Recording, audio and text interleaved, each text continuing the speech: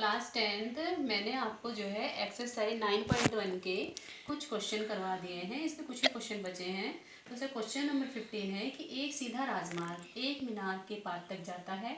मीनार के शिखर पर खड़ा एक आदमी एक कार को 30 अंश के अवनमन कोण पर देखता है, जो कि मीनार के पाद की ओर एक समान चाल से जाता है। 6 सेकंड बाद कार का अवनमन कोण 60 अंश हो गया। इस बिंदु से मीनार के पाद तक पहुंचने में कार द्वारा लिया गया समय ज्ञात कीजिए।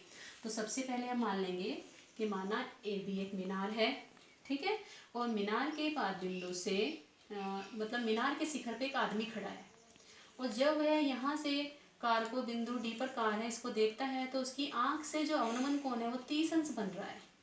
ये जो होती है समांतर रेखाएं होती हैं, और समांतर रेखाओं के बीच में जो है एकांतर कोण बनते हैं, और एकांतर कोण आपस में बराबर होते हैं। तो ये कोण 30 अंश है तो ये भी 30 अंश होगा, ठीक है। और जब कार जो है डी से चलकर सी बिंदु पर आती है तो उसकी आंख से जो अवनमन कोण है वो 60 अंश हो जाता है, ठीक है। ये 60 है तो ये भी 60 होगा। तो हम इसमें दिया है, हम मान लेंगे माना कार को बिंदु सी से बी तक पहुंचने में x सेकंड का समय लगता है। तो समकोण त्रिभुज ABC में लेंगे। पहले ABC में क्या हो जाएगा, tan 60 इक्वल टू AB बटे BC, ठीक है।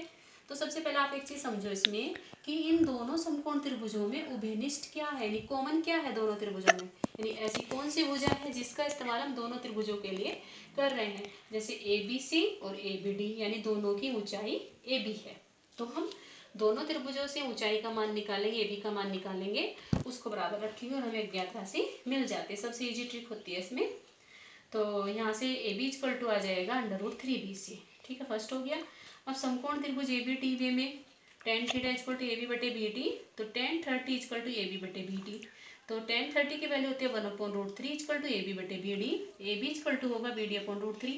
ये भी AB की वैल्यू है फर्स्ट सेकंड में, और फर्स्ट में AB की वैल्यू तो फर्स्ट एंड सेकंड से। तो यहाँ पर हम जब दोनों मानों को इक्वल रखेंगे तो √3BC equal to BD/√3 multiply की तो BD इक्वल टू आएगा 3BC, क्योंकि √3 इंटू √3 होता है 3, ठीक है। और BD को हम क्या लिख सकते हैं, BC प्लस CD। तो CD इक्वल टू हो जाएगा 2BC। तो CD दूरी को तय करने में 6 सेकंड लग रहे हैं, ठीक है, उसका समय लगता है। तो BC को कितना लगेगा, क्योंकि CD इक्वल टू 2BC है तो BC इक्वल टू क्या होगा, CD/2। तो C से B तक की दूरी तय करने में लगा समय हो जाएगा 6/2 यानी कि 3 सेकंड, यानी 3 सेकंड का समय और लगेगा कार को मीनार के पाद बिंदु तक पहुंचने में, ठीक है। अब क्वेश्चन नंबर 16 है, मीनार के आधार से और एक सरल रेखा में 4 मीटर और 9 मीटर की दूरी पर स्थित दो बिंदुओं से मीनार के शिखर के उन्नयन कोण पूरक कोण है।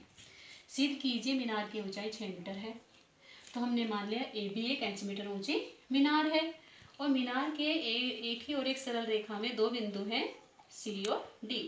जो बिंदु C है वो 4 मीटर की दूरी पर है, जो बिंदु D है वो 9 मीटर की दूरी पर है।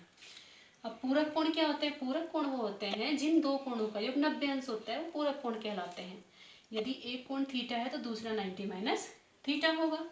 तो मैंने मान लिया, माना मीनार की ऊंचाई क्या h मीटर है और कोण ACB कितना है, थीटा, तो इसलिए कोण ADB क्या होगा, 90 माइनस थीटा, ठीक है, 90 माइनस थीटा होगा। और BC है 4 मीटर, BD है 9 मीटर। तो समकोण त्रिभुज ABC में लेंगे, tan थीटा इक्वल टू होगा AB बटे BC, यानी H/4 आ जाएगा tan थीटा, ये समीकरण 1 हो गया। अब समकोण त्रिभुज ABD में लेंगे, ये होगा tan 90 minus theta equal to AB बटे BD। tan 90 माइनस थीटा होता है coat theta equal to H/9। तो अब देखो ये tan से कोट कैसे खत्म हो सकता है, ठीक है, क्योंकि हमको h की वैल्यू निकालनी है।